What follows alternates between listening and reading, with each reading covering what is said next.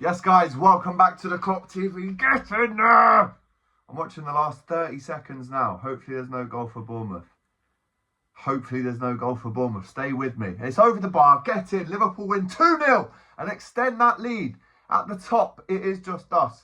By 9 points, the pressure goes back onto Arsenal. That is a monumental win, considering Bournemouth have already beaten Arsenal. They've beaten Man City, but guess what? Not Liverpool. A very good side, though. Must give them credit. The way they set up, tactics, the players that they have, really, really good.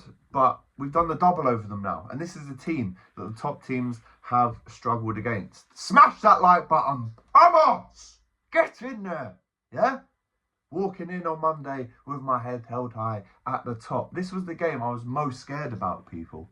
And Magic Mohammed has sent us back up 9 points in front. I've made some notes for this game, people, right? This is your instant match reaction. Smash that like button. Get your comments in. I can't hear you. Get them in. Down below. Smash that like button. Like I just said, I'm a bit over the top right now because we've just won and I'm still reacting to it. And subscribe if you haven't already. Massive week of content to come on the Cop TV. But let's start off with a couple of negatives. Liverpool were no good, really, up until Mohamed Salah scored. There was a couple of half chances before that, including Soboslai's shot. He got sent round the corner by Mo Salah. He's got to hit that across the keeper, maybe hit it first time. And that is something, actually, the Liverpool fans have been critical of Dominic Soboslai with. And that comes from taking the extra touch when he could just surprise the keeper, go low, go across him, go early. But he didn't do it today. Now, the penalty. And let's give credit to Bournemouth, actually, before that. They hit the post with Semenya, very tricky. Trent wasn't great today, and we'll get into that. But I was nervous because until we got that first goal, Bournemouth started really well, as they did in the second half as well. And it was reactive Liverpool instead of proactive Liverpool. Now, let's talk about the penalty. At first, I said that is never a penalty. I'm surprised that VAR didn't overturn it. But the good people on Twitter have shown me a couple more angles. And I have to say, there is contact. Of course, there's contact from Cook.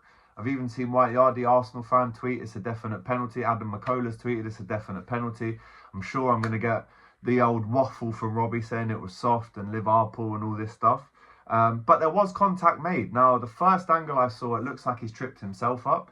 But that angle doesn't show you the second before what actually happened. And that is, of course, Cook. The outside of Cook's the inside of Cook's left leg makes contact with the outside of Gakpo's left football boot. And there is the contact, there is the trip. So it's contact in the box. There was no protest from the Bournemouth players, which also tells you something. But this is how football can work. It's revisionary. I saw it first off and I said, that's not a penalty, that's very soft. But on the second, third, fourth angle, with the benefit of hindsight, being able to really slow it down at half-time and look at the contact, I was looking for it and I found it. And it is a penalty. And again, that's crazy what football can do. A few angles, what they can do for you. So, yes, it was a penalty. Whether they liked it or not, whether rival fans liked it or not, Liverpool did not care. Because Mo Salah, now let's not forget, he missed the penalty here. The game after we beat United 5-0, 7-0, sorry, you'll remember it. The next game we actually lost to Bournemouth, and that is our only defeat against them in the last 12 now. But he puts the ball on the spot. You can see the deep breaths, how focused, how concentrated, and how he needs to almost vanish that ghost of the Vitality Stadium. I mean, it's not much of a ghost because he scored hat-tricks there, he scored brace there today, he scored so many goals against Bournemouth now, they must be sick of the sight of him. But you can tell, I missed here a couple of years ago, no missing out today, this one goes in the bottom corner, and it's a fantastic penalty, right? For a left footer to hit it across on that side, keep it down, brilliant technique.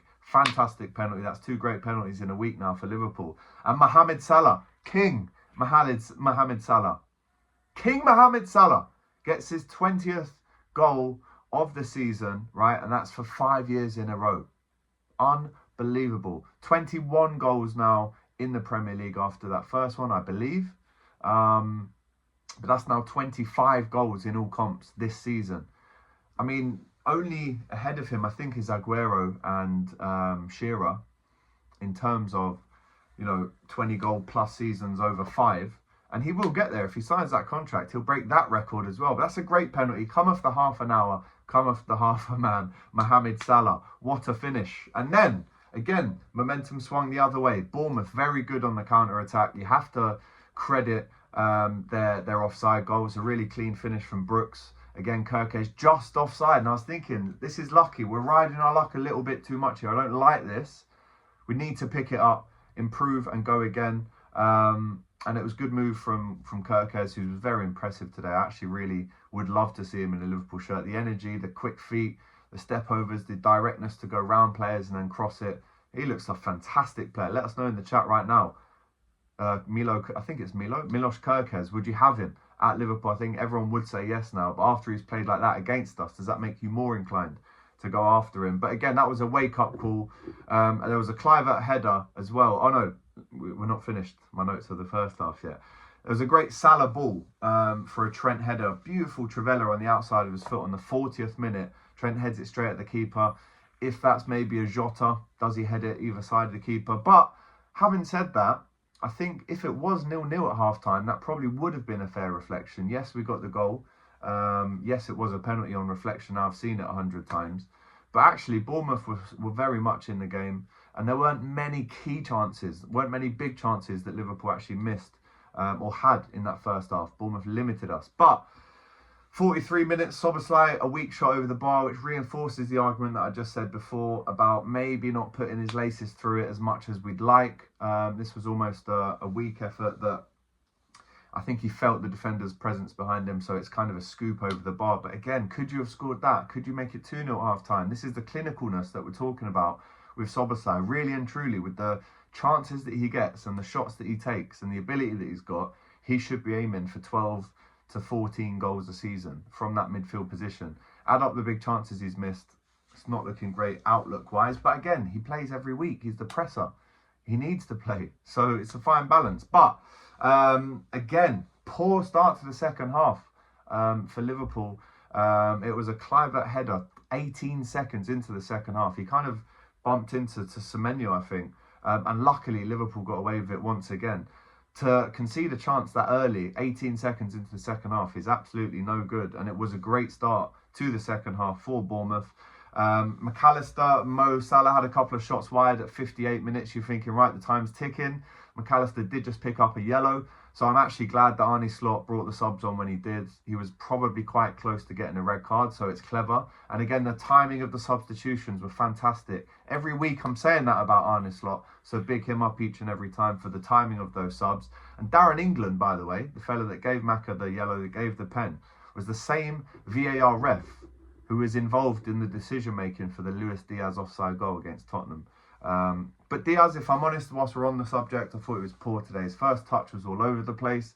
As a number 9, I think for the next game, I'd like to see Darwin Núñez starting as a number 9. I thought his contribution off the bench today, again, was brilliant defensively as well. Took a nasty knock to the head. Hope he's fine. Hope Trent's fine as well. Didn't look a big injury, but is he now a doubt for Thursday night against Tottenham? Kluivert, another shot from him on the 68th minute. A massive miss, actually. Wow, can you imagine if that goal goes in? The complexion of the game is completely different, right? But it's a great shot from Semenyo. He hits the post twice in the game. It comes out to Kluivert. The angle's a little bit acute, but he should be wrapping that away. He almost leans back a bit and it floats over the post. But again, that's a wake-up call. We need a goal at this point. 70 minutes is approaching. We have to score now. But again, the substitute, again, credit to Arne Slot. He brings on Curtis Jones for McAllister. He makes a run forward, pings it out to Mo Salah, and he just uses that defender as a target to fly it round into the far corner. It's an absolute beauty goal. It's a curler, right? Another brace against the Cherries, and he comes off as well, which was really well timed once again from Arne Slot. But that goal, how many times do we see it in training? How many times have we seen it for Liverpool now? He bends it round. Kepa, rooted, couldn't get anywhere near it. And I have to say, shout out to the away fans today. They were unbelievable. Big up to Muzz as well, who managed to get in. Alive a bird upon my chest. We win the championship in May, playing the Liverpool way. That isn't the correct order of the lyrics. But that song, which originated in the 60s, 70s and 80s, is now coming back as Liverpool fans now start to feel that the championship will come home in May. Again, 75 minutes. What a time to score the goal for Mo Salah. It's almost like he picks up the ball at the perfect time to score. Great finish. And again, Van Dijk broke through 2 minutes after that goal on the 77th minute, gives it to Szoboszlai again. Wasteful, pull the trigger, man. Semenyo, really clever shot on the 82nd minute. There's no way Alisson was getting near that.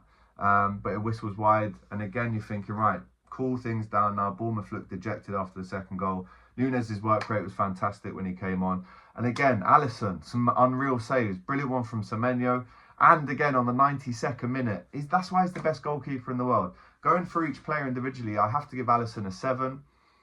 Trent gets a 6 for me today. A couple of nice passes. But overall, I thought Semenyo did very well.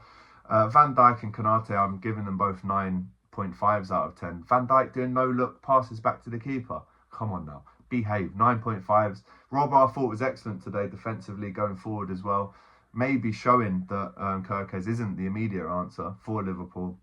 He gets an 8. Gravenberch, well done, fella, once again. That's a 7.5 out of 10 for you.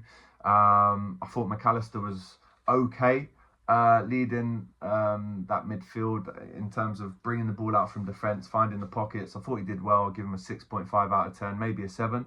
Szoboszlai, give a 7 just because of the lack of shots that he had when he should have really shot earlier. Up front, Mo Salah gets an 8.5. Great penalty, the decisive moments, great pass for Trent from that cross. Defensively, I thought he was good as well as he always is. And the goal to peach it off, to add the cherry on top of the cake, unreal from him.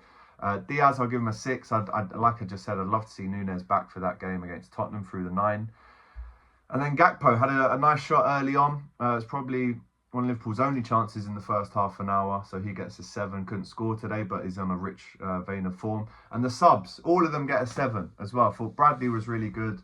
Curtis Jones got the assist, and Nunez was tireless as well. So yes, 9 points still at the top of the table. Arsenal with some work to do tomorrow. Can Liverpool go on and win this championship now? I've said it a long time ago, back in November. This is massive for Liverpool, the biggest win of the season, in my opinion. Come on, smash that like button, get your comments in, and we can enjoy the weekend now, can't we? Vamos!